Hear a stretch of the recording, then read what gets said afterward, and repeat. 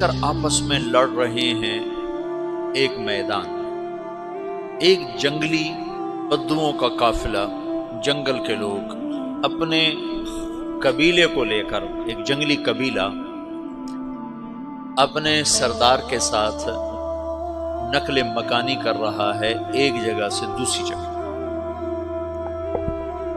اللہ کا نظام کہ یہ لوگ چلتے چلتے چلتے اس وادی میں پہنچ گئے جہاں جنگ ہو رہی ہے، دو لشکر آپس میں لڑ رہے ہیں۔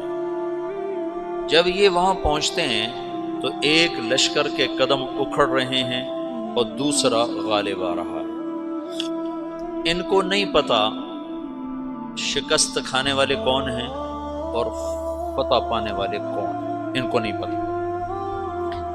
اس جنگلی قبیلے کے سردار کا نام بھی تغرل ہے، تغرل۔ تو یہ سردار کہتا ہے جو شکست کھا رہے ہیں ان کی مدد کرو، کچھ پتہ نہیں کون ہے، کہتا جو شکست کھا رہے ہیں ان کی مدد کرو۔ تو 400 وحشی جنگلیوں نے فاتح لشکر کے پیچھے حملہ کر دیا۔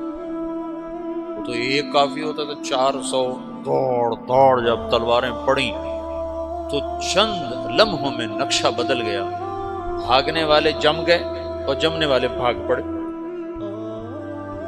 جب جنگ ختم ہوئی تو شکست خوردہ لشکر کے بادشاہ نے ان کو بلایا، اسے پوچھتا ہے مجھے جانتے ہو میں کون ہوں؟ کہا نہیں۔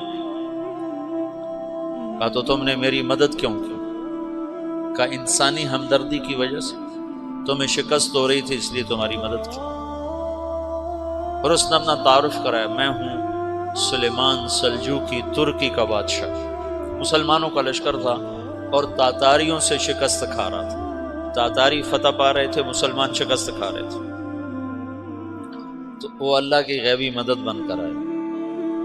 تو وہ اس سے کہتا ہے میرے ساتھ رہنا پسند کرو، تم نے میرے اوپر احسان کیا ہے، میں اس کا بدلہ دینا چاہتا ہوں، میرے ساتھ رہنا پسند کرو گے؟ کہنے کا کر لوں گا۔ تو اس کو لے کر ترکی آیا، اور استنبول اس وقت روم کی حکومت میں تھا، اسے فتح کیا اس تغرل کے آگے چوتھے پانچویں پڑپوتے محمد فاتح نے۔ تو یہ استنبول ہے، یہ ترکی ہے، بیچ میں ایک چھوٹا سمندر ہے، یہاں ایک جاگیر ہے۔ تو سلطان سلیمان کہتا ہے یہ جاگیر تجھے وقف ہے، ادھر سے رومی مجھے تنگ کرتے ہیں حملے کر کر کے، تو میرا دفاع کرتے رہنا، یہ جاگیر تیری۔ یہ اس جاگیر پہ اس نے اپنے قافلے کو آباد کر دیا، اپنے قبیلے کو، اور ایک چھوٹی سی حکومت بنا لی، جو ایک صوبہ سمجھو سلمان سلجوقی کا، وہ ایک چھوٹا سا صوبہ ہے۔ وہاں جب یہ رہ پڑا تو پھر یہ ایک شیخ کے بیعت ہوتا ہے، وہاں شیخ طریقت ہے، ان کے یہاں یہ بیعت ہونے جاتا ہے۔ وہ اس کو رات اپنے پاس ٹھہراتا ہے، تو ایک کمرے میں ان کا خادم ٹھہراتا ہے۔ یہ جب کمرے میں جاتا ہے تو سامنے دیوار میں تاکچے پر قرآن پڑا ہوا ہے۔ تو یہ تغرل بیگ کہتا ہے یہ کیا ہے، یہ کیا ہے؟ تو وہ خادم کہتا ہے یہ کتاب اللہ ہے، قرآن ہے۔ اچھا، وہ اس کو وہاں چھوڑ کے باہر چلا جاتا ہے۔ وہ دیہاتی آدمی، جنگل کا رہنے والا، پہلی دفعہ زندگی میں قرآن دیکھا، وہ کہتا ہے یہ قرآن ہے، اللہ کی کتاب ہے، میں اللہ کی کتاب کے سامنے سو جاؤں، کتنی بے ادبی ہے۔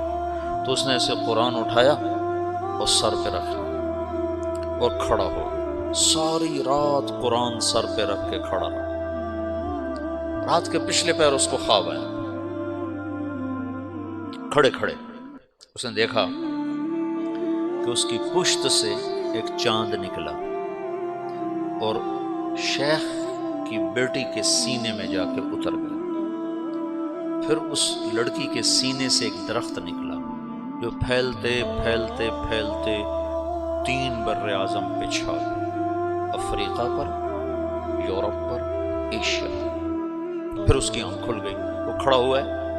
تو اس نے صبح یہ خواب اپنے شیخ کو سنایا، تو انہوں نے اپنی بیٹی اس کے نکاح میں دی تھی۔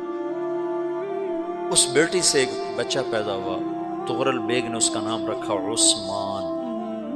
عثمانی ترک نام سنو، جو میں نے کل بتایا تھا کہ 1924 میں وہ خلافت ختم ہوئی، تو ایک بیٹا پیدا ہوا عثمان نے پھر ایک نئی اسلامی حکومت کی بنیاد رکھی جو 1924 تک چلتی رہی، کوئی 800 سال یہ حکومت چلی۔